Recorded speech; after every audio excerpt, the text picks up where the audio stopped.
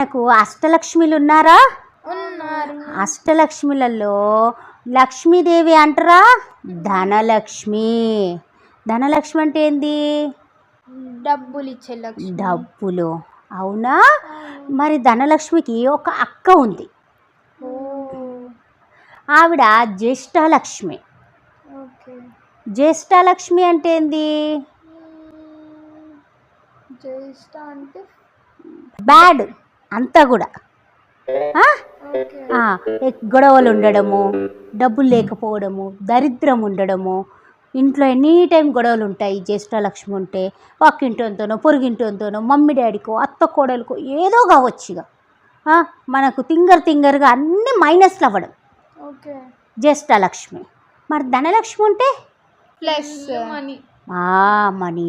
Money సూపర్గా ఉంటుంది లక్ష్మీదేవి. ధనలక్ష్మి వచ్చేస్తే అష్టలక్ష్మిలో